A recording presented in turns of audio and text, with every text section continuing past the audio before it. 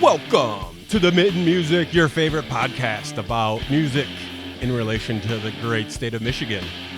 Jeff and myself, Ryan, we got a great episode up for you. Check it out. So we have the pleasure, and I'm super excited to announce today we have the arts and music manager, Hunter Van Klompenberg. And if you don't know that name, you may know his parents, Chip and Karen. Mm-hmm. And here's representing The Stray, the family affair called The Stray. So your parents started The Stray. Yes. Almost 3 years ago? My parents, myself and my partner Victoria, we all started it together. Awesome. And then there's been a whole team of people who have come on board that are not family, but are, part of the Stray team, and they're every day. So Hunter, we have talked about the Stray so many times on this podcast. Yeah, I mean, I want to say it's a pillar to the local music scene here in Grand Rapids. thank you. I think we're a little young to get that title. But I appreciate it. But, I think the reason why I say that is because we've talked to several artists that just love the venue. I think there's plenty of people and fans that love the venue for the music, but then they just like it for what it is as far as the food and the drinks and all that place stuff. to hang out. Yeah. It is. I'll tell you this, and we'll get into this a little bit, but I've been to the Stray for music. But I also went to the Stray. Actually, Ryan, you and I went. We met with Brian from Sonic Coast. We had a little lunch meeting. Yep. Mm-hmm. We talked to Hunter there. We went there for lunch, so no music. But I walked in. I'm like, there's a painter. What's this Painting. gal doing up there on the stage? And to me, it was just super calming. She's doing her work, and you can take part and watch what she's doing, or you just have a nice lunch. And it just added a little different element. So I thought that was cool, and maybe we'll talk about this a little bit more about some of the other things you guys do. But if you haven't been to the Stray, you got to get to the Stray, and you got to listen to this episode because you don't know why. Seeing that artist there when we went for lunch, like already knowing the Stray, going there for lunch. Okay, they got a stage; it's going to be empty. I mean, they're not going to have a band playing at 11:45 in the morning.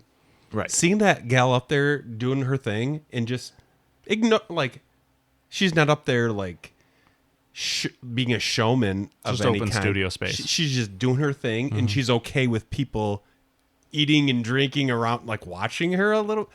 I thought that was so cool. Props to her for being willing to do that, and any artist that. But it's just, you guys just added another, you filled the empty space with art. Yes, that was so cool. I thought. Yeah. Sweet. Thanks. It was awesome. Yeah, we have probably 7 or 8 different artists who rotate through, and it's Cool. they're either on every other week or once a week basis, and it's just kind of open studio space for them. They get free coffee, free discounts on food, all that kind of I'd stuff. do that if it could draw or paint or something like that. I'd be like, sign me up, bro. It's mostly artists that were already selling their artwork on the walls, and we have some sort of relationship with them. So it's a double down. That's freaking sweet. Oh, yeah. And they kind of usually say it's they have it in their schedule, and now they're forced to sit down and finish the painting that they're working on and whatever. Yeah. So it's So kind of works for them. structured studio time for them. Yeah. Yeah. That's awesome. Yep. So tell a little bit about the history of Stray. Like you said, it is new. It's relatively version. It's around 3 years. How did it start? For the people who don't know. Sure. Yeah. So it had been kind of in the planning phase for about 10 years, and what are we gonna do? Dang. What should it be? These type of things. And then right before COVID, it was kind of my parents were starting to be like, yeah, we want to pull the trigger on this. It was kind of their retirement plan, but they're there 8 days a week, right? It's not really a retirement thing. Unless that's if running a coffee shop bar / music venue is their idea of retirement. It's perfect. Yeah. So they wanted something as their next phase of life, and they had been planning this, and I said, "Yeah, go ahead and do it." I might be involved. I'm not. I was in college at that point, but COVID hit, and my partner Victoria and I both were graduating, and there was no jobs available all of a sudden and everything. So I was like, "Hey, why don't we move up to Michigan and help?" Where'd you move from? Well, we went to school in Nashville. That's where we were. Oh, Nashville. Yes. Where'd you go? Belmont University. Okay. Yeah, I was studying music business there.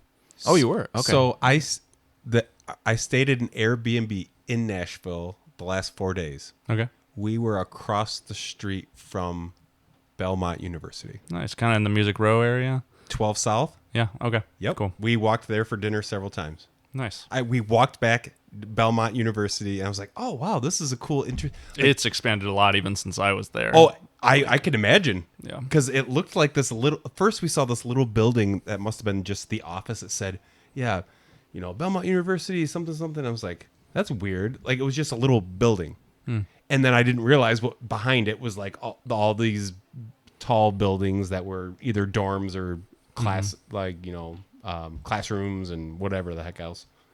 But we started looking into it. I was like, "Oh wow, okay, I get it now. That's interesting."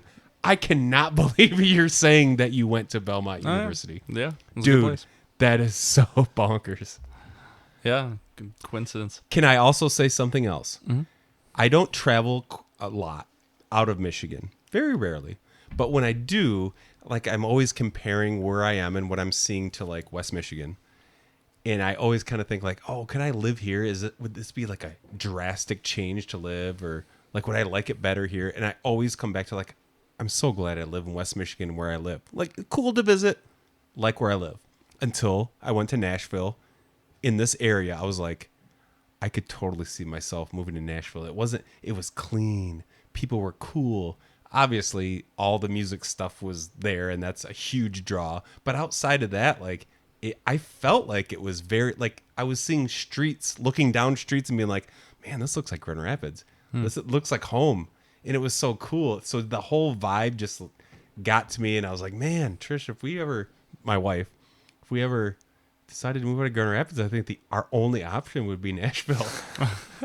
But yeah, it was just, I loved it so much. I loved walking down the street past Belmont University.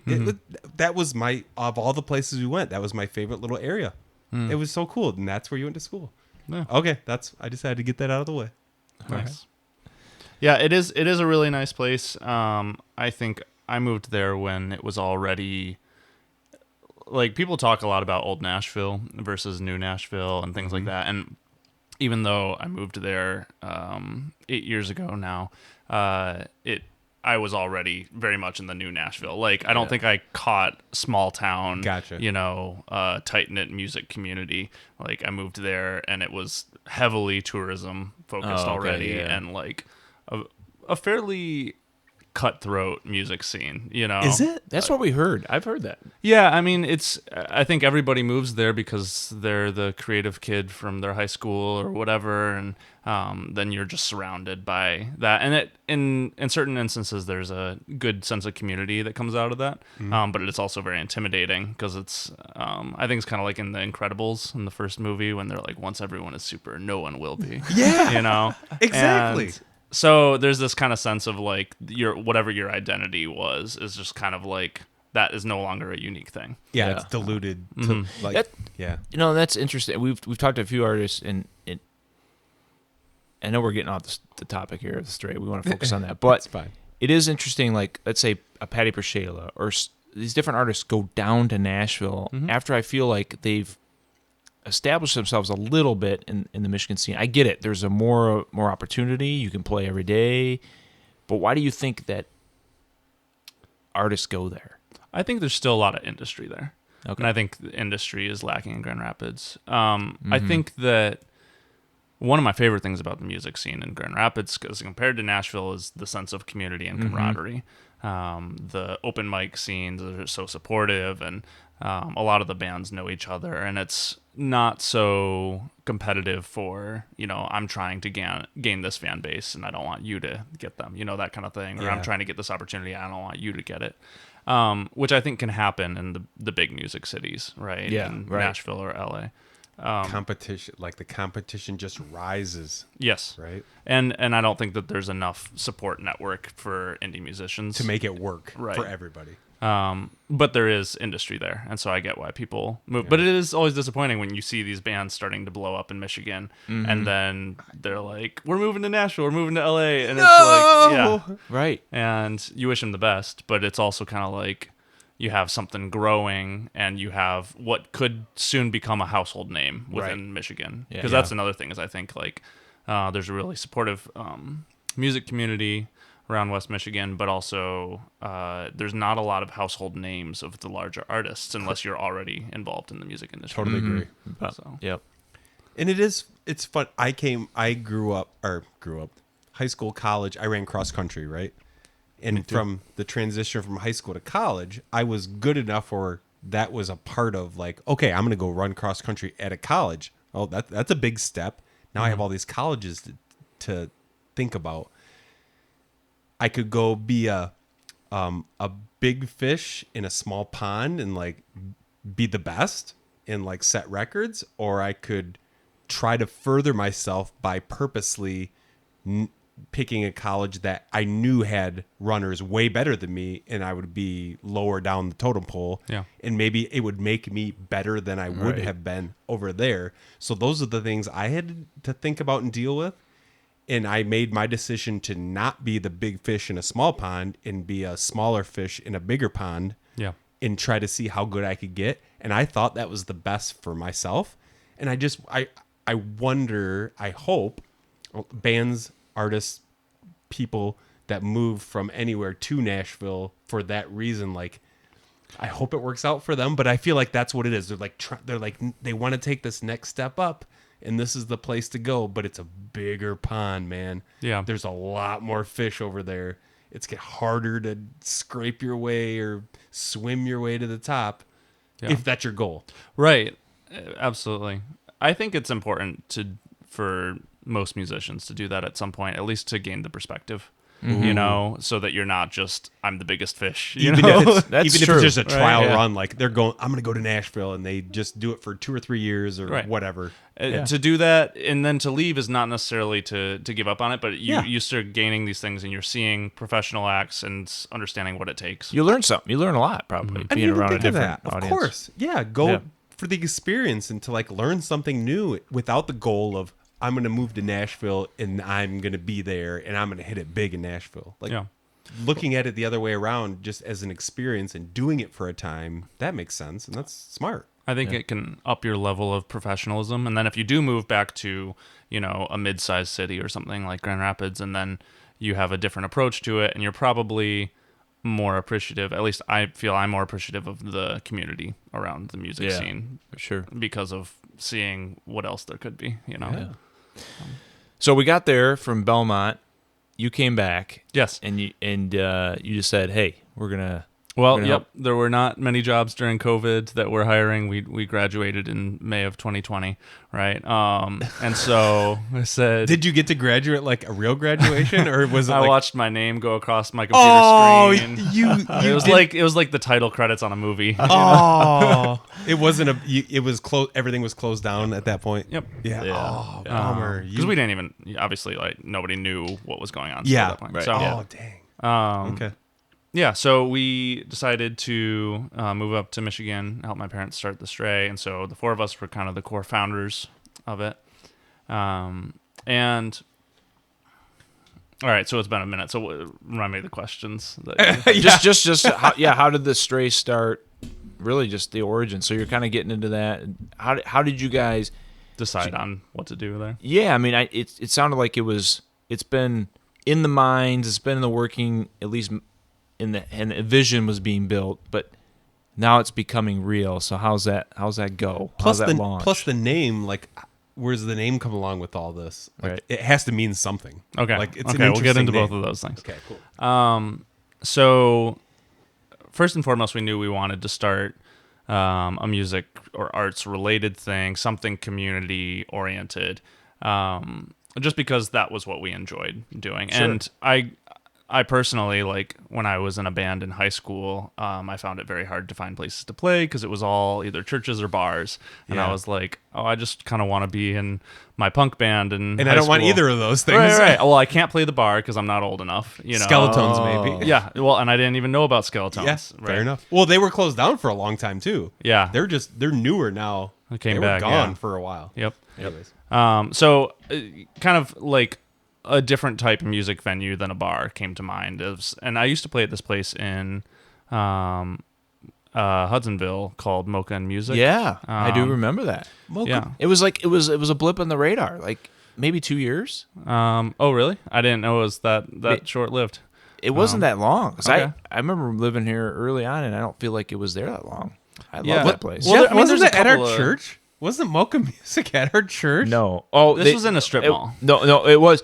We so, had- so it is true. So the Mocha Music, when it did fold, the actual business, some of the folks that played there played and carried it over to our church for a while. Yeah, because Because Mocha they were members of our church or whatever. fair so enough. I did not realize it was something before that. Oh yeah, I'm learning. Wow, it was right next to the Secretary of State, That's awesome. downtown Hudsonville. I don't know how I didn't know that. Anyway, yes. Anyway, thank you, Hunter. Sure. You So- can go now. You just Okay. taught me everything I need to know. I joking. Yeah, well, places like that were kind of influence of like a slightly different kind of vibe of a music venue that just catered to a slightly different crowd and was available to a wider range of artists, right? Cool. So we had this kind of idea coming from that, and my mom's been an artist all her life, and my dad's been kind of like a businessman, entrepreneur all of his life, and so there was like a good pairing of things there. That's awesome. And so then we kind of started to think about, all right, what kind of business is going to make this music arts community space actually viable? You know, what's going to be the part that pays the bills? And then we started to think through what we wanted to do. And, ideas like restaurant kind of came to mind. But we didn't feel that restaurant was like something we were super passionate about. And that's all its own undertaking, a Yeah. massive thing. And since COVID, it's hard. Having a restaurant is I don't want to say having a restaurant at any point is easy, but it's a lot harder post COVID than it has been in the past. I feel like from what I've learned. Yeah. So as we thought through the things, one thing that came to mind is that in coffee shops, there's not like a table flipping, like get in, order your food, eat it, get out, right? You can stay as long as you want. And that was something that we really liked the feeling of, that nobody The community in a aspect. rush. You know, you can come in, you can spend $5, you can hang out all day if you want to. Like Yeah. there's no pressure, right? To Right, keep right. buying things or leave. And so we really liked that. And so that kind of became all right, we're starting a music and arts community space. And then the coffee shop aspect is what's going to make it viable. Yeah. So that was kind of how the idea came around. And they started looking probably in like 2018 or 2019 for a space to do it. And they looked all over Grand Rapids and different places, just checking out different buildings. Eventually came across this somewhat abandoned automotive garage and repair and stuff on Division. And it wasn't like an area that we had been to a ton, but Yeah. there was, cool businesses around there with like a handful of different international restaurants. And there's a really cool Asian grocery store across the street from us, things like that. And if anyone that's listening doesn't know, Division is a very long street that can go downtown to the outskirts of Grand Rapids. And there's less savory parts of Division, and there's fine parts of Division. You guys are you guys are in the finer part of Division from what I feel like compared to what it could be. I find it's a very underrated neighborhood. Yeah. Yeah. that's You a good guys are in point. a cool spot, I guess is what I was trying to say. Thank you. And it's a neighborhood that the cities, Wyoming and Kentwood, and so one side of Division is Wyoming and the other side is Kentwood. Yeah. So there's always complications. The anytime double you do anything. city Yeah. area.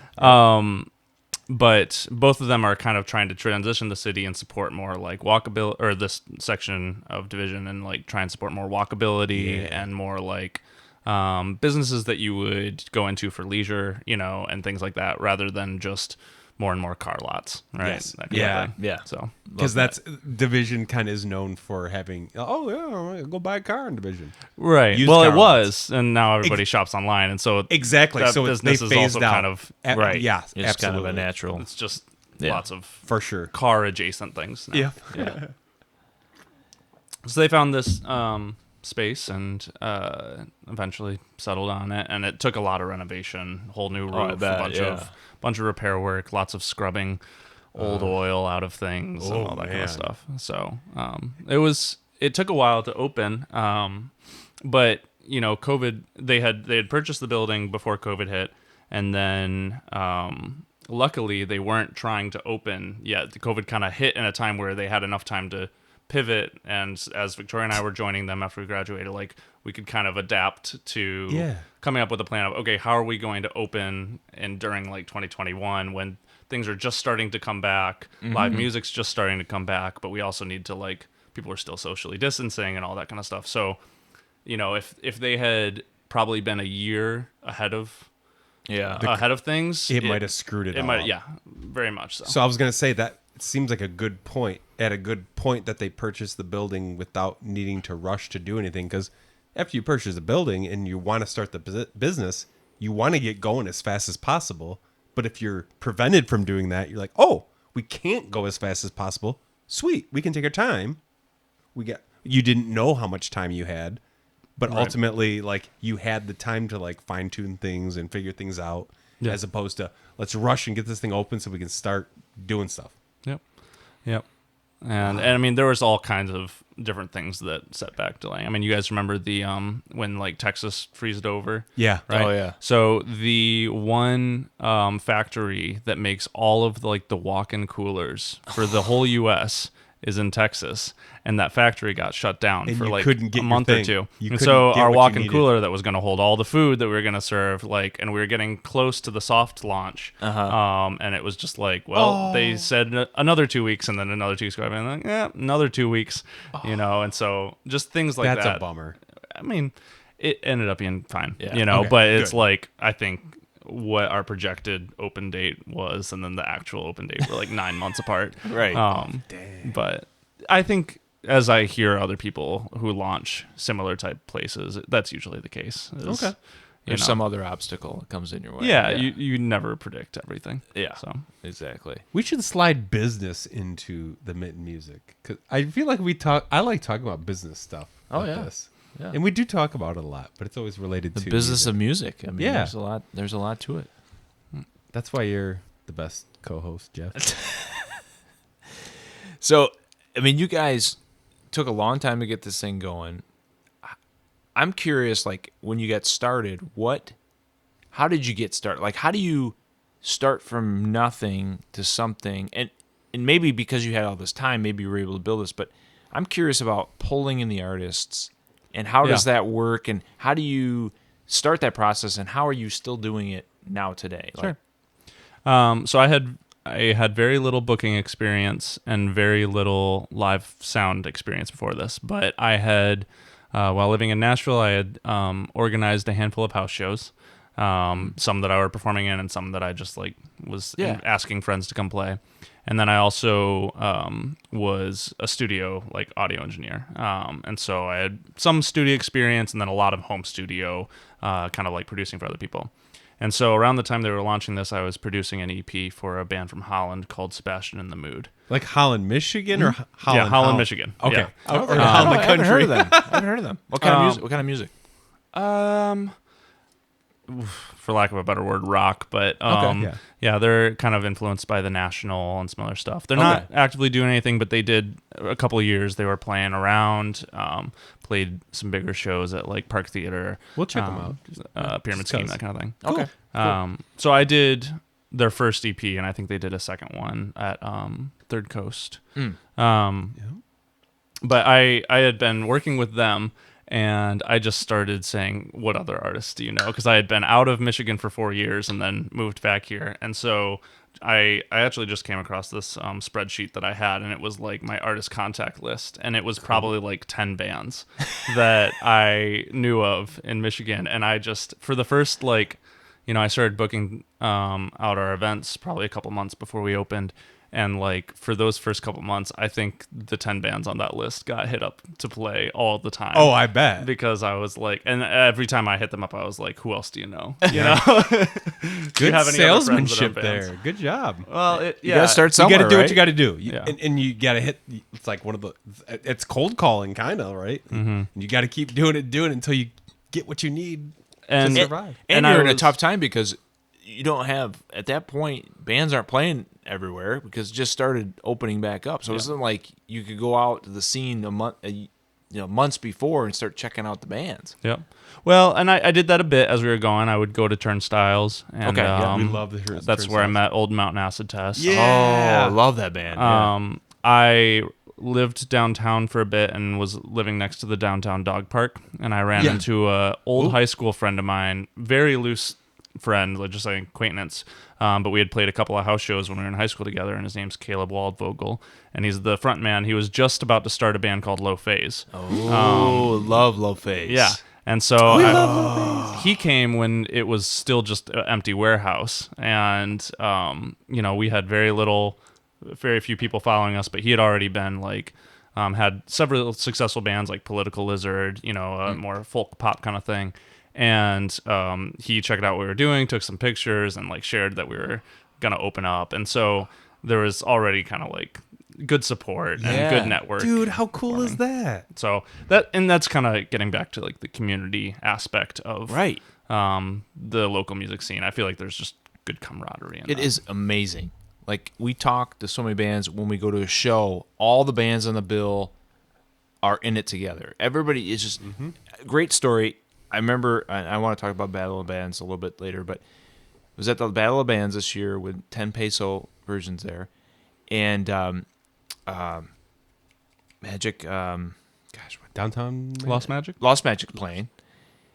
Guy breaks the strings break on his guitar, and the guitarist from 10 peso version comes right up and offers his up. I mean, At a Battle of the Bands. yeah, Right. a Battle How of cool Bands. is that? It's At a like competition. You're it- against each other. Right. I mean, it's Literally. not like they're all like cutthroat, like you said. I It's- never even thought of it in this context, but that is kind of It's a really cool story, and like Right? I want to carry that one on. Like, that is why I love this music scene, because of stuff like that. Like, everybody's in together.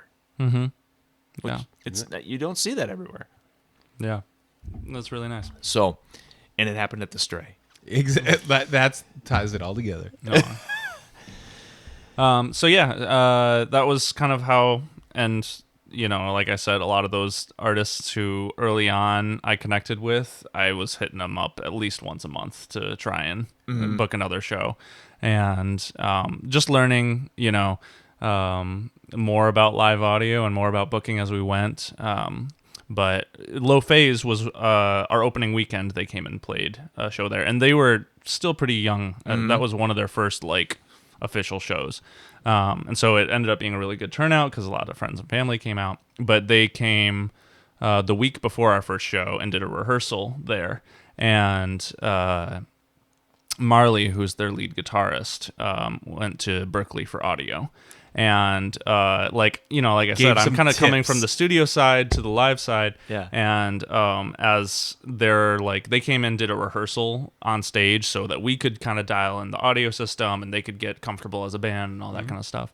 And Marley is like, oh, I think you should get this kind of mic for your amps and this kind of thing. And then I think later the next week I was like, hey, do you want to work at the Stray? We're looking for gonna more say- audio engineers. was Right gonna now say- I'm the only audio engineer. I could really use someone else. It's like, how much did you appreciate that feedback? Yeah, like absolutely. I'm not gonna say you're someone who's I don't want your feedback. I can do it myself. Yeah, no, But- she's fantastic. She's our lead audio engineer now. Oh, really? So That is she so schedules all of them. We do the frickin' sweet. interviews together. Yeah, So that leads us into, like, we've talked about, we would love to have Low Phase on this podcast, oh yeah, and now I feel like we have the Yeah. connection to do that. oh yeah. When I saw them live, I was like, man, these guys Yes. put on a great show.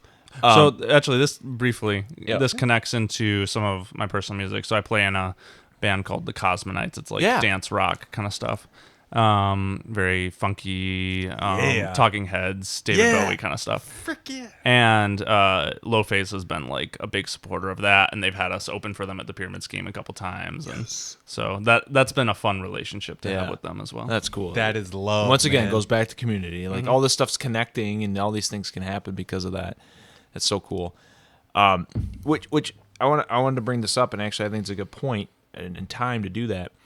So Low Phase is not like what I would envision a typical coffee shop band would be. Like somebody coming. If you think if everybody right now is thinking, okay, the Strays got a coffee shop feel. Okay, they got music. I have this acoustic guitar thing in my head, right? Mm-hmm. That's not always the case at the Stray, right? Yeah. So how do you guys balance a little bit?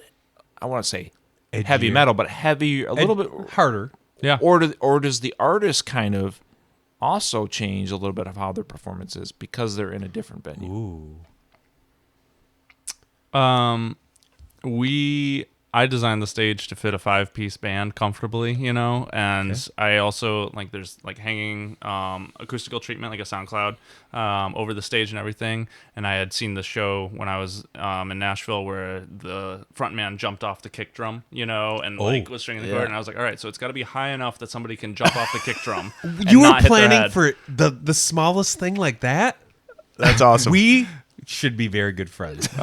Because I feel like I plan for the small little things like Yeah. that. Exactly. Yeah. Like, So- I mean, not to say that's small, but that was just being It's attention to detail. yes. You're looking it's for being smart. It's being like looking ahead. Yeah. Well, I wanted to be able to host that kind of show, right? And this is actually like a very common thing is like before bands have played or attended a show there, they're like, do we need to bring a cajon instead of a drum kit? And things like that. Because they just in You know, case. or like I have a 4-piece band that's like, are we gonna be able to fit that kind of thing? And I'm like, we've hosted a 20-piece jazz band. We'll make it wow. work. You're like, buddy, bring your worst, Yeah, man. Just exactly. come. Just get So, here. I think it's a common just correlation with coffee shop music venues, but the coffee shop has more to do with the feeling of Yeah. community that already exists in coffee shops and less to do with, we're going to have acoustic music. Yes. Yeah. I mean, we do like kind of like a handful of writers rounds if you guys are familiar with that show format.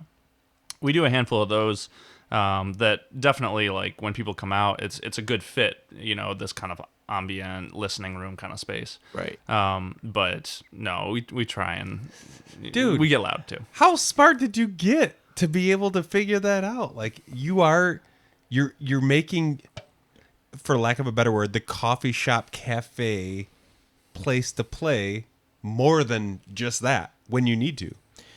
Well, but I do want to. I think you brought up just a point though, Hunter. Like, I think it's a stereotype that the coffee shop only plays like the singer-songwriter with the acoustic guitar, which may not be really true across the country, but maybe just what we've seen. Yeah, well, I think that's because a lot of coffee shops that host music weren't designed to be a music venue. That's exactly right. what I was They're going to say. like, They're a coffee yeah, shop. we could have some music in here. And where we can stuff them Yep. over here. But And you they guys, quickly set up a PA. It's not installed or anything like that, right? you guys did way more work than that, and you thought about it before you even set everything up. Right. That just gets back to first and foremost, we wanted to be a music and arts venue, and then the cafe, the small food offerings, that kind of thing was just to support it. Yeah.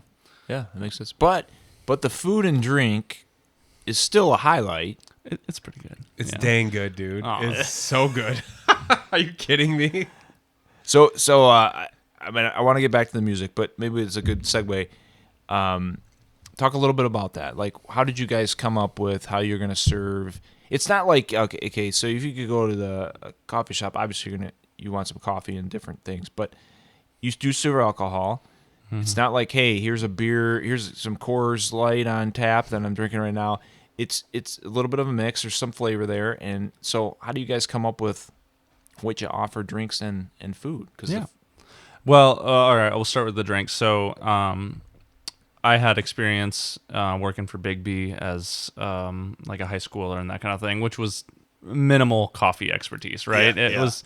I know the fundamentals. That's it. But we brought on Ronson Harrington, who was a pastor, but he also was like really into like he would home roast his own coffee and really experienced barista, having worked at a couple places. And so he kind of helped us develop the coffee side of things. And then we just knew having a spot where people would hang out at night and listen to music. Like we didn't want to be a bar, but we wanted to serve some drinks, right, and that kind of thing. I 'Cause- like that distinguishing. I like that you said that. You're not a bar, Right. but you're a place that does serve alcohol. yeah, yeah. Because I feel that Nobody Like, really comes to the Stray to get smashed. right. That's the difference. There's right? no pub crawl that you can do that includes the Stray Yes. in it, unfortunately. and that's not maybe fortunately. it's not a it's not Very a bad fortunate. Thing. It's Very not a fortunate. bad thing at all. Well, it was interesting because we talked to 20 Front Street. I don't want to, talk too much about a different venue, but they talked about how the musicians, the fact that they don't have alcohol, sometimes people can bring them in from the social district, but they're like, well, we're thinking about maybe doing alcohol. They're like, the musicians were like, don't, because everybody's here because they're here for the music. Yeah. Like they're in it. Now, casual drink, like you're saying, like you guys are about having a couple drinks, chill out, listen to some music. Yeah. And it's about the music, and I think that's the important part. Like everything in the Stray, when you go in, yes, you can look away from the stage, but it's designed well where everything's pretty much facing the stage. Yeah. And I think that's by design, Yeah. which makes sense. And so it's about the music, and like you said, it's a listening room. I would say it's a slightly different type of listening room than like all you do is go there to listen to music. You're listening to music, or maybe in the day you're going to the coffee, get coffee and some food and a lunch with a friend. So I think, is it 20 Front Street? Is Yeah. that the name? Yeah. I think they're right that people get distracted when they start drinking. But there's ways to do it, but you got to be intentional. So we took a lot of influence from the Bluebird Cafe and also, In Nashville? yeah. And then, what are they called? They're the secret shows. did you see any secret shows? That's like they put on secret shows. I Look, feel they like just started in I Grand feel like Rapids. I've heard of that, and I know what you're saying, but I don't know the actual places. You Like didn't- secret shows in Nashville, yeah. Like that was a thing I kept hearing about.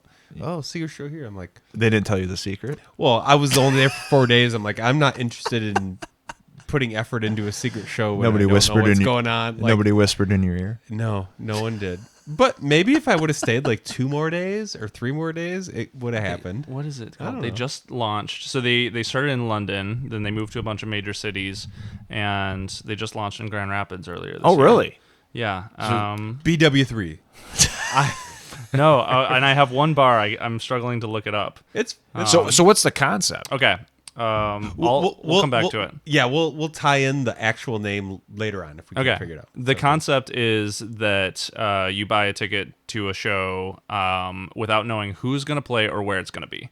And you arrive at the day of the show, they text you or they Announce email it. you where to go. And it's usually a business that does not host live music. So I went to a couple and they A would be like warehouse or something. warehouse, a bar, a climbing gym.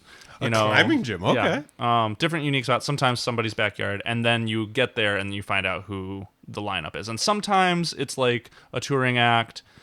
Sometimes it's just like Joe local Bob. musicians. It's just Yeah. Fre- Well, Freddie it's from kind of down the like street. I'm not saying this exactly like that, but what was the Michigan Central? They just had the Eminem and the Eminem and all that stuff. Now it was a bigger deal, but it was kind of in the sense that nobody knew who was going to play. and it was it was a quick thing. Like It's they called just So Far. I just remember the name. So Far? So Far shows or So Far Sounds. so Like, yeah. And they started because the founders went to a bar. This was in London, and they went to a bar to see their favorite band who was on tour playing, and they could not hear the band during the show, and because people were talking so loudly. Oh. And so they talked to the band afterwards, and they said, "Will you come back to our living room and do a show? We'll invite our friends over." And so the band went and played in their living room to a listening room style crowd, and like you could hear every detail in the set. Oh my god. And so this concept kind of started to evolve where it's not so much about the hype of the artists and it's not about the feeling of the bar, but it's, It's about the music. Right. So there's this thing that happens there and at the Bluebird that an MC gets up and basically tells the whole crowd to shut up at the start of the show. And the Bluebird in Nashville is a notoriously, it's a place where artists go, right? Right. They go to think, drink coffee, write music, and it's hard to play there. Play. I've, Right? I've heard that you have to call on like Thursdays between like 11 and 1 p.m. to get on their open mic.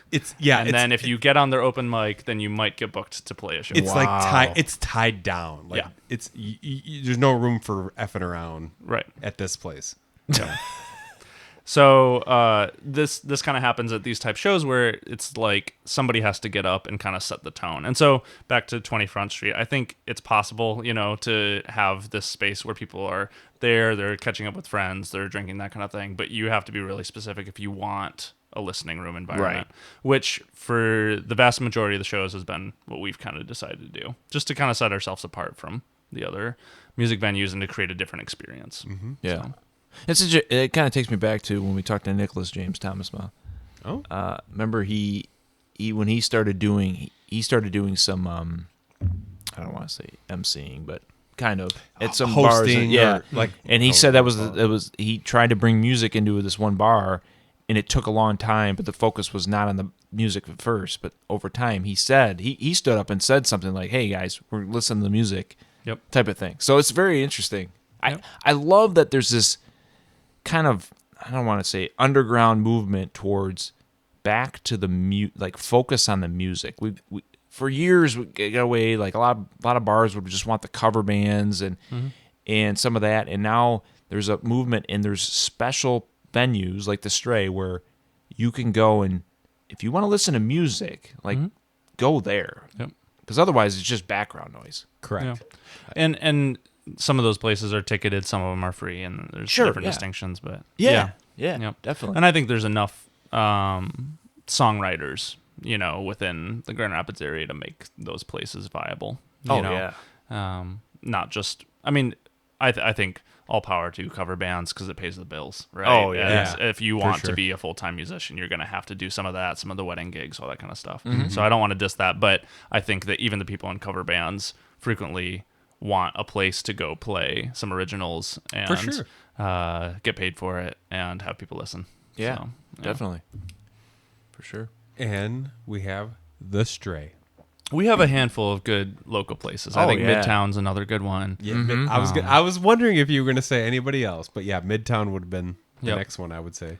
Yeah, Midtown is great. Handful of other. I like Turnstiles a lot. I mean, it's more of a bar scene, but it's smaller. they're really easy to work with. Yeah, it's paid surprisingly well for like the shows that I've done. So. Really? Yeah, I mean, like I don't expect a lot when you're playing originals, and it's especially when you're in a 5-piece rock band and you split it between everyone. It's not Yeah. much, but we put our money towards. I'm talking about the band I play in, the Cosmonites now. We like put all our money just towards our merch fund and stuff like that. And it's like that adds up quickly. So talk about that a little bit. Go ahead. I was just say about his music. Yeah. So you're in the Cosmonauts. You have your own solo stuff, right? Too. yeah, it's called the Cosmonites. Cosmonauts. Like Sorry. Knights with a K. Yes, it is. It's Yep, right. no problem. And that is primarily, there's a guy in town called Josh Dominowski, and he came up with this concept. He was like, we met up through Caleb Waldvogel from Low Phase. He connected with us, or connected us. And Josh was like, I want to make this like crazy album. I want us to be wearing costumes. We're aliens from outer space, and we've come to play rock and roll. Are you kidding A me? little cosplay. Yo, I yeah. did not know there were aliens were involved. Now I'm 100% invested. Yeah, it's fun. It's weird. It's dancey. It's good Yes! stuff. So I cannot wait to see you. Ryan, you guys. were just at Roswell this year, weren't you? Or I last was. year? It was last year. Yeah, it was last year. Roswell. Yes, Okay. I've gone to Vegas. I've specifically to go to the gate at Roswell. Here, I'll pull up our last. I'm awesome an- pictures in the last. Show. I am an.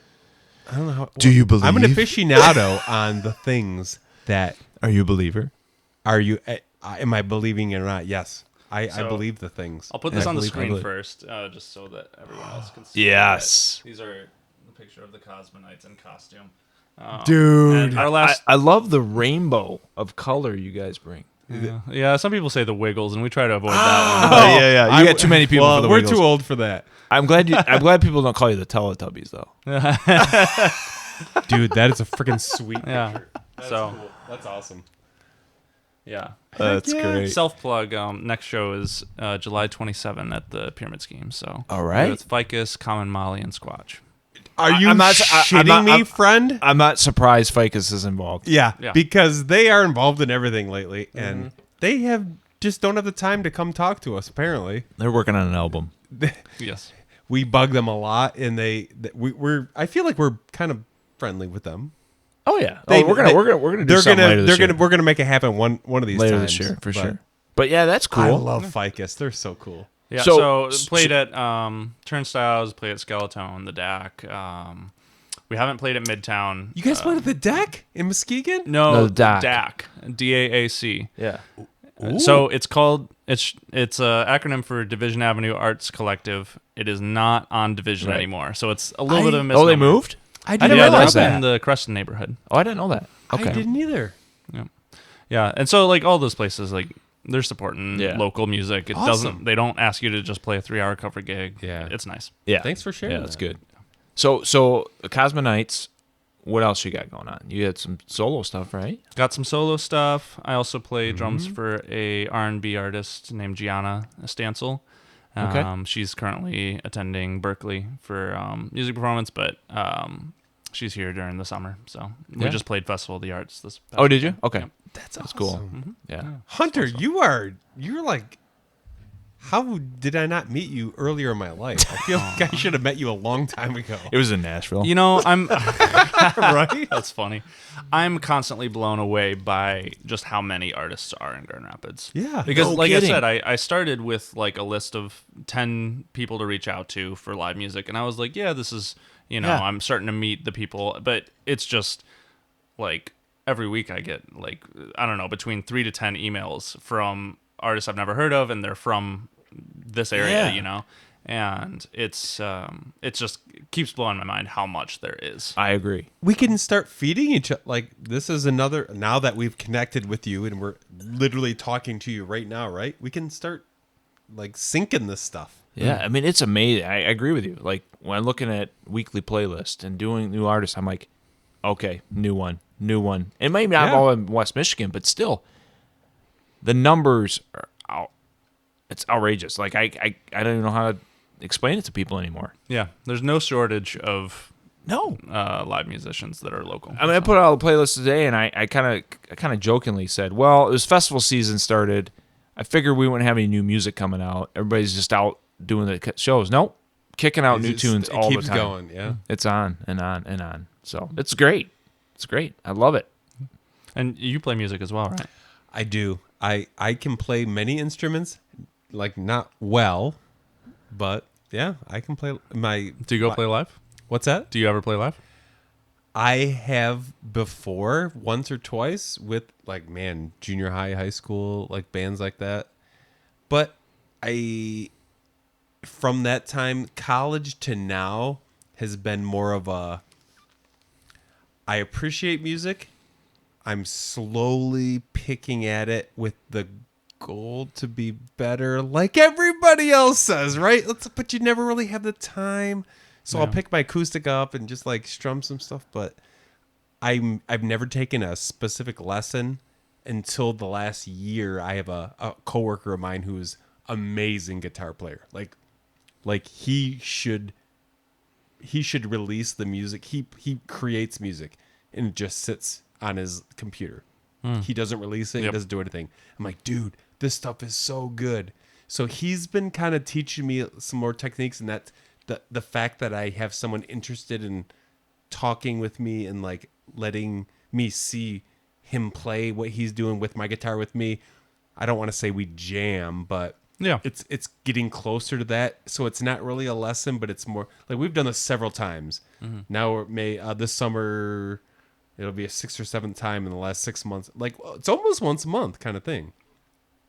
But all that to say, I don't feel like I am a true musician. I just dabble and I know, but I like to understand and learn about it all.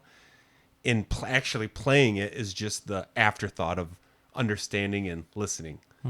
So it's a weird thing. Well, if you want right? to, you're doing the right thing for networking and meeting people who What? are.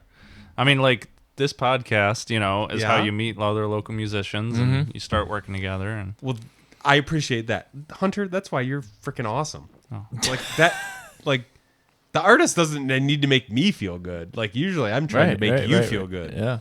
You made me feel very good right there, and I appreciate that very much. I appreciate you guys having me. Oh yeah, buddy. So I had a question about, we talked about Battle of the Bands.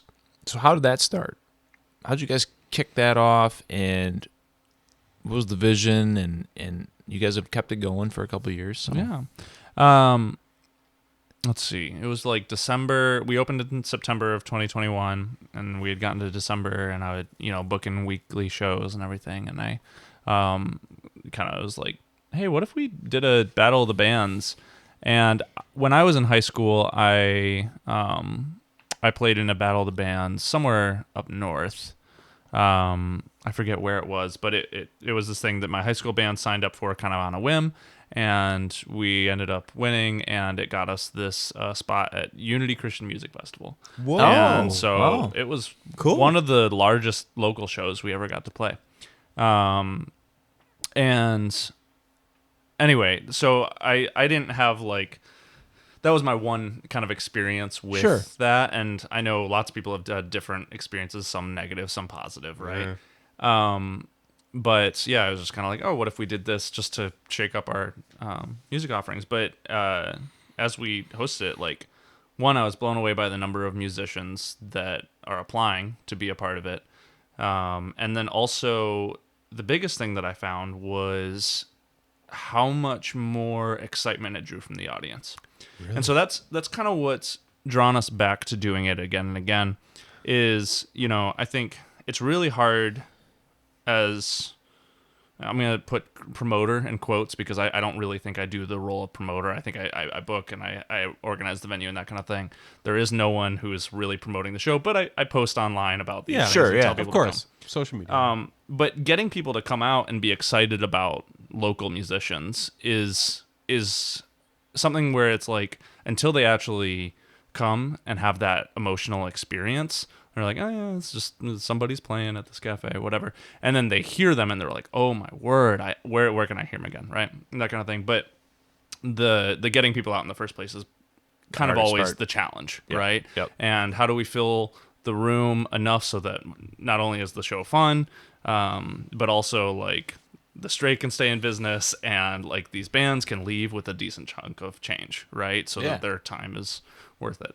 So that's always a challenge. But what we found during the Battle of the Bands was friends, family, fans, they just came out in droves because it's not just a show. It's something where they have to go to support them. And there's a story going on too with it, right? For sure. There's this almost kind of narrative of the battle. And so there's an aspect, and we talked earlier about competition, and the Stray very much has a philosophy of collaboration over competition. And so that's kind of at odds with a Battle of the Bands, but Yeah. we're like, all right, even at a Battle of the Bands, how are we going to make this? I'm surprised you actually call it Battle of the Bands. Well, people know what it is. Exactly. That makes sense. Right. But yeah, what we found is we did our first year in March of 2022, and we decided to make it a month-long thing, hosting 15 bands. And so every Saturday in March, there would be an opening round, and then the final Saturday in March, there would be the finals, right? And so 5 bands per night, and then the 3 finalists would come back for longer full-length sets. And it was free that year. And the first night was a decent turnout, but then the second and third nights were just completely packed. And on the finals night, it was 45 minutes before the show, and we were turning away people at the door. We were like, That's the we've best. hit our fire code capacity. And people were like, How good do you feel? my brother's playing in there. I have to go in. I have to see him. I have to vote for You're him. too late, bro. You if you really loved your brother, you would have been here an hour ago. That's what was happening. And it was somebody's I'm married to the person. And I was like, Sucks to be you, Yeah, wife. Look through the window. Really. And it was kind of a crazy thing of going from trying to convince people, no, you really should come out and check out this music, it's really good, to I'm so sorry, we're at capacity, and like people convincing me that they need to get inside. How good And do you to- feel during this? Yeah. Like, Well, how cool do you feel? It's fun, and it feels so good to have excitement for local music that are like small indie artists, right? And so we said that was great, regardless of the potential anxiety that comes from like a competition Yeah. and everything. How can we do Yeah. this and continue to make it a cooperative event between all the artists? And so with the second and third year, we've seen increased diversity of the artists in both in genre. Like I think towards the start, it was mostly all rock bands, what you would expect out of Battle of the Bands. And it's expanded outward into that, more hip hop, more funk, more singer-songwriter, that kind of stuff. But we've also started ticketing, right? Yeah. Supply and demand, right? And that kind Yeah. of thing. And so we kind of raised the price so that a few less people show up and that we don't have to turn away as many people, but also we're able to pay out the artists. And so every year the artists have been able to earn more from the Sounds That's cool. like a great marriage of things that happened, and It's we fun. connect- It's a lot of fun. It's our own March Madness, Yeah. that goes Yeah, on. that's a Yeah. great way to. It is, Yeah, I love it. It's cool. But it's a little bit nuts. And the first year, we were in over our heads, and like we were just scrambling to go into the back warehouse area and find chairs for anyone who because people are like, I ordered this food, where do I sit? And we're like over capacity, whatever. But definitely as time has gone on, it's become a more well-oiled machine. So. Yeah. It's a cool event. love it. It's a cool event. And then you have guest judges and stuff like that. It's Oh, and that's a great point. So that's a huge part of, to me, what helps legitimize it for the artists is, and like I try to make it beyond just, okay, you got to play a fun show for the band for a full room. It's also I try to create the networking experiences, so opportunities. So finding like people who are actively working in the music industry, whether they're like, managers or artist consultants or like studio people and that kind of thing. Yeah. And they can give really good feedback because they've been working with professional artists all the time. yeah. And so that's a large part of the goal of it, is how do we kind of almost make it into like a development, kind of event. Yeah. I kind of wish. I'll fix that later. Okay. I kind of wish I was born into your family, because I feel like everything you've spoken about tonight is like, yeah, that's me. Like I belong with Hunter's family and all these things. We can adopt you. It's okay. Dude, I've not only agree with, like, such good ideas. Like everything. I vibe with you, man. That's cool. So who have you guys been listening to lately? Ooh, good question. I'll tell you, Brother Elsie. Love that band right now. I must have been behind the times or something. I didn't catch on to them. They came out with that song Red Tape recently, but then I've been listening to some of their older stuff. I really like their jams. Trying to think what else I'm thinking, right? Well, do I have to specifically say a Michigan artist or just in general? Maybe one of each. One of each? I would say I've been listening to the heck out of the Warren Treaty. I've been listening to so much of them the last little while. Is that a Michigan act? They were born and Well, no, I don't think all of them. I was gonna say I can't say born and bred, but they were a Michigan artist. Bred. One yeah. Interesting word to use. Yeah. Maybe. Albion, Michigan. The Warren Treaties from Albion, Michigan. A couple, husband, wife. They very soulful. They have the gospel piece to nice. it, which is not a thing I'm interested in, like musically. That's boring to me. They intertwine a little some country, southern rock, but they're so powerful in. Oh, yeah. It's a husband and wife duo, and they have a band behind them these days because they've gotten so big. They're just so magnificent is like the word I choose. And this is not a type of music I like, but they're so good. They just, the passion is there. I can hear it, and I love that. And I got to see them in Nashville this weekend. Coincidentally, like I was there. They were moved there. down to Nashville. They Yeah. have they have moved down to Nashville from Albion, Michigan. They're another one of the traders. Exactly, which is a huge bummer, but good for them because they're popping off, man. They're big. But the Warren Treaty is someone I've been listening to a lot. Rebecca John, I've been listening to some of her stuff. We just hosted her recently at the Stray. Yeah, I was blown away. I love her. She has this song that like it just felt like, I don't know, it almost felt like actor breaking the fourth wall a little bit, you know. And I think it was called Comfortable. But the lyrics are comfortable. Are you comfortable? And she just like her delivery in it. It was like, are you singing right now or are you talking directly to me? And You know? yeah, you don't know. She's a very interesting artist. I mean, She is. the sound is unique, I think.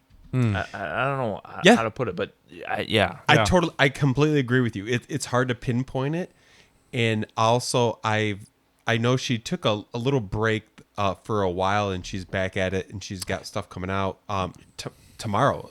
Today is June 10th. Tomorrow she's releasing a new single. The Northern Lights. Correct. Yeah. You got. Look at this, dude. We might need a third person on our podcast. Hunter's freaking knows what the hell's up. hell yeah. Well, hell, he's seeing all these artists come through. It freaking is. Yeah. But yeah, exactly. Yeah. Like I'm liking Rebecca John. Who else am I listening to lately?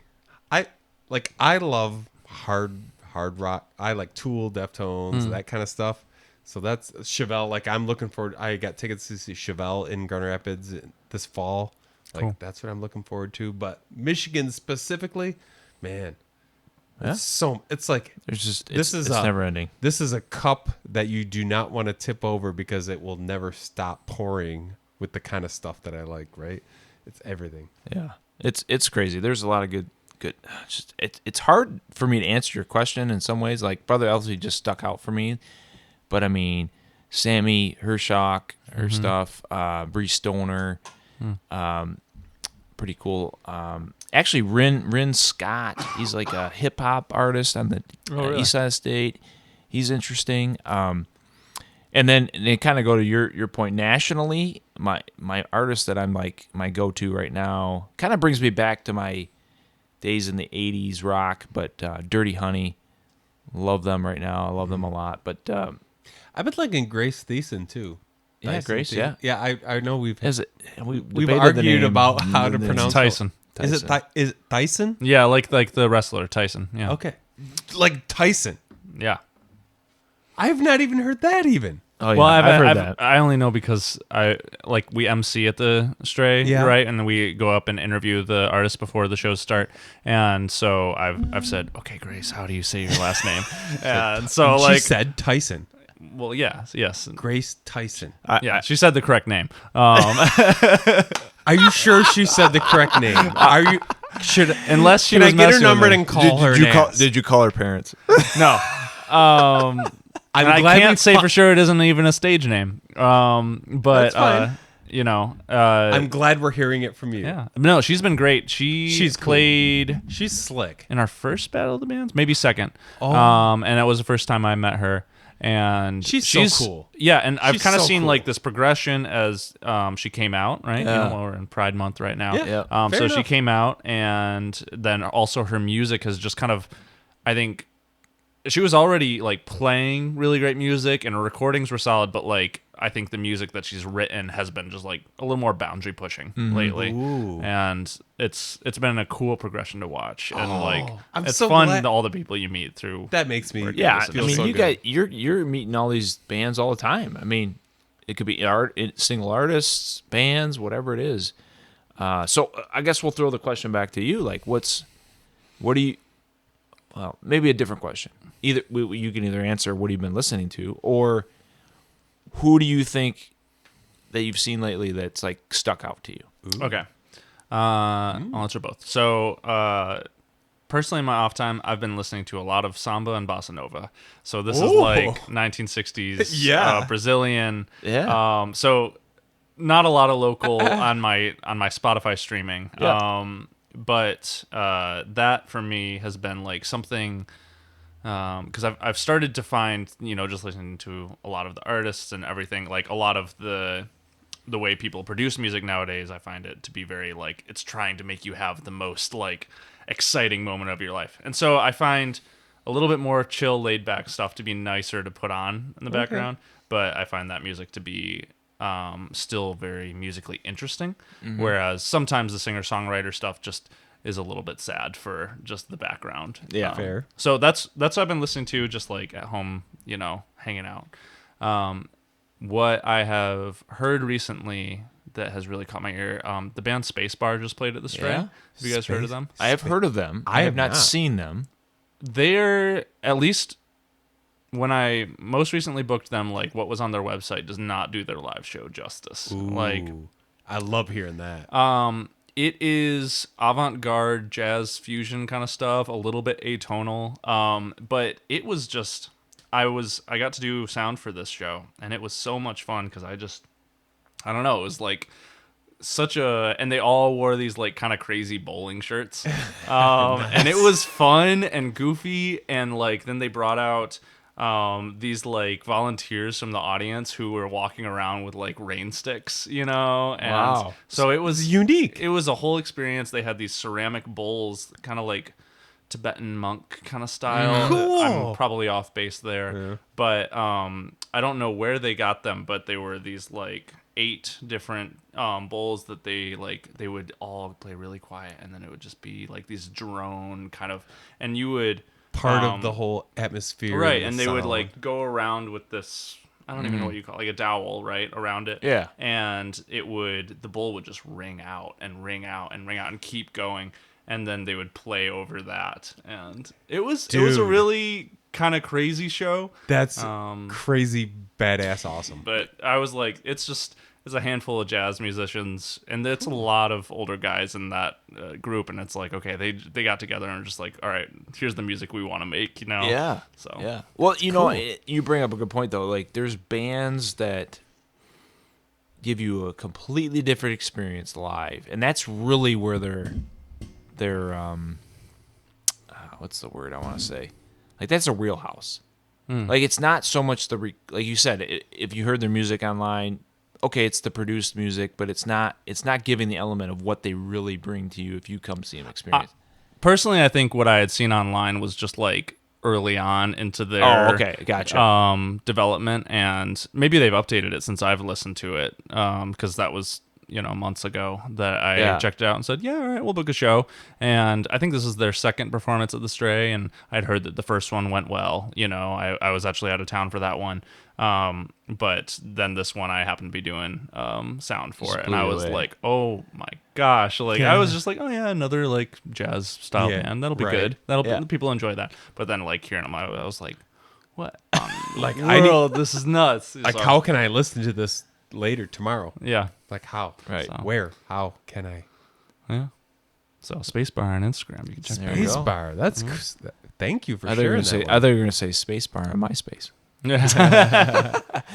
So what's coming up in the Stray? So this will be dropping in June. What's coming up? You guys got in July, August, whatever. Yeah, I gotta say honestly, like, the summer is this period after. So we just finished with the Division Arts Festival, which is an annual event. It's kind of throwing a block party for the neighborhood.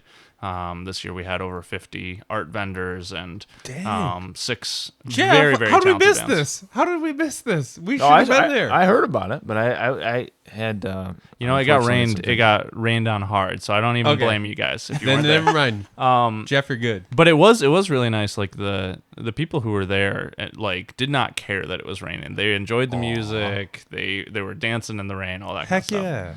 yeah. But we just finished that, and between that and Battle of the Bands, like those are the big ones that we host. So this is like a little bit my season that I get to breathe a little bit. Take a break. And you may have noticed I rescheduled our meeting Yeah, to yeah. do the podcast, so it's all a little bit tied together. It's all good.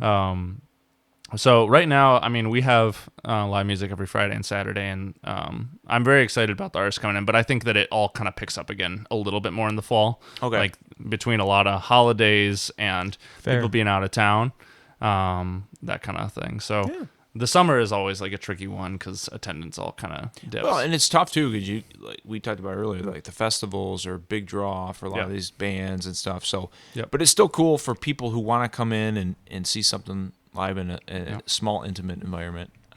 It's still there. So, what is your, like you said, Friday and Saturday for the summer? Typically, the fall. What's your typical fall and winter? What's your days of the week that you're typically playing music? Every Friday and Saturday. Okay, Yep. that's the So way it we is. do live music at 7. Sometimes it's ticketed, sometimes it's free. I'd say probably 60, maybe 70% of the shows are free. Just because I don't know, it's nice. I was gonna ask why. Yeah. Why? It's easy for us. Yeah, so we kind of start with the emphasis of we're going to create a nice listening environment and you can come and play here. And then as artists have enough of a following that it's like they can be making some money if they sell tickets, then we start to sell tickets, right? That kind of Gotcha. thing. So you're But paying attention to who you're booking and what they can do.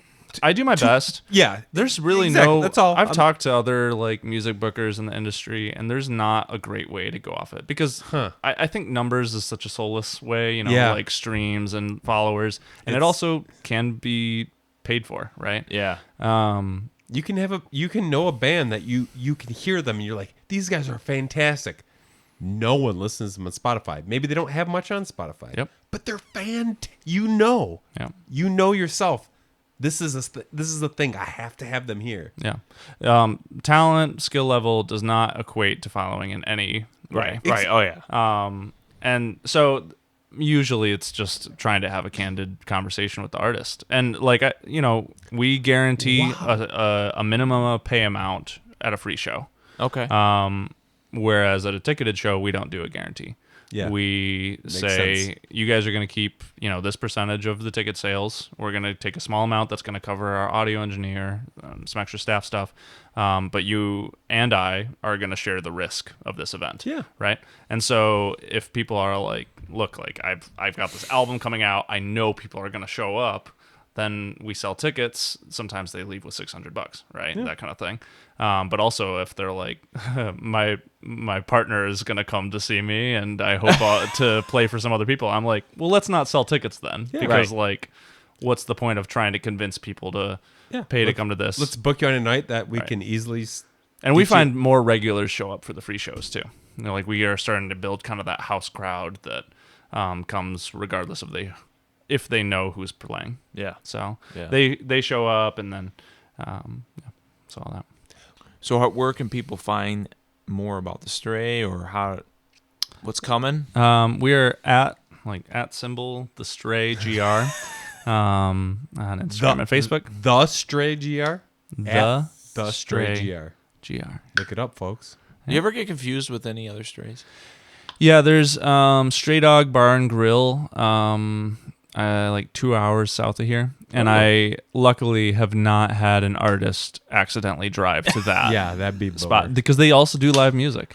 I think wow. I think it's more like the cover band kind of 3 hour set kind of deal, which is generally not the type of artists that we book, Yeah. just because those I mean, bands are also looking. I have you know. seen a band called Friends of Friends at the Stray. Yep. My wife's coworker is part of that band. Okay. And I've seen them there, but I feel like that's probably as close as you get to like cover band. You see them at the Stray Yeah. here or the Stray The Dog? Stray U. Okay. The Stray U. Friend, I think they were called Friends of Friends. Yeah. If you ever was a while ago. It was make last the year. drive from Chicago to Grand Rapids, you'll see billboards for the Stray Dog Bar and Grill. Oh, And the billboards. billboards. Don't be confused, folks. I think it must Keep be going close to through the the lake rabbits. shore. I think it's like, nice. Do you feel like you need to have a billboard? We gotta adopt the block sign on Division. Really? Yep. Yeah, There you that's go. all. That's all we need. That's Yeah. perfect. Yeah. That's it. Good. I was gonna say I feel like you don't have to do the billboard thing. No. Like I No. feel like no. I think feel the, like you don't I have think to the do word of mouth and everything else Exactly. online that. You can speaks for spend your itself. money purposely elsewhere. So this is funny because you asked earlier where the name came from, and we never got to that.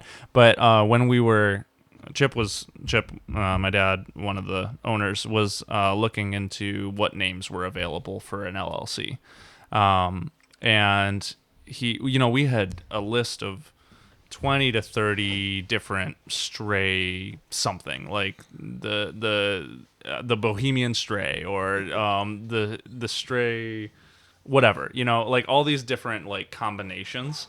And we were testing these and sending them to friends and whatnot. And somebody said, why don't you just go with the Stray?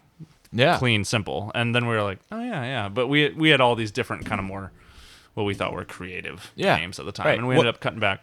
But when he went to go like register an LLC and see what was available, like every single option that taken. included something after the Stray was taken. There's the Blue Dog Tavern in town and the Stray Bar and Grill. I love the Blue Dog Tavern is one of my favorite restaurants in Grand Rapids. Yeah. Just saying. Yeah, it's great.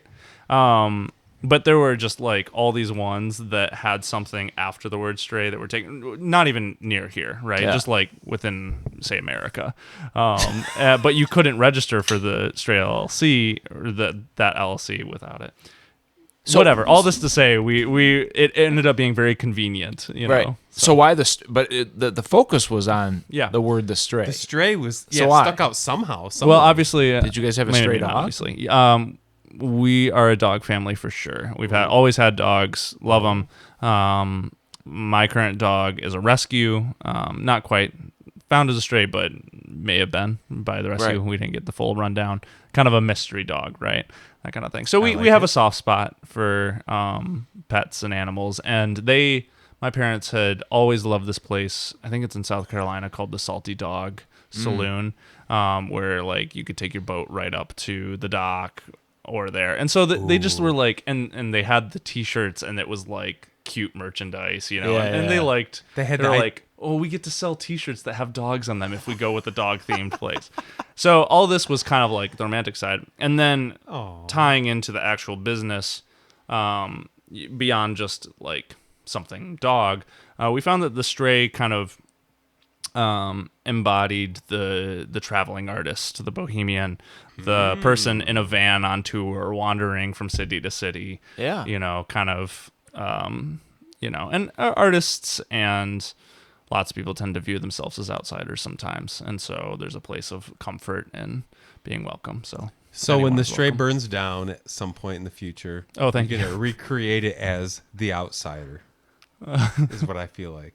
And I did not mean that Man, it's you actually bring going to us burn down down here at the end here, man. I was trying to think of a cool way to, like, you could call it the outsider as its next thing. Because when you said that makes Yeah. sense. There's probably lots of the outsider out there, though. Yeah, I mean, only The vagabond. only the concept of the outsider, if that's how you view yourself. Yeah.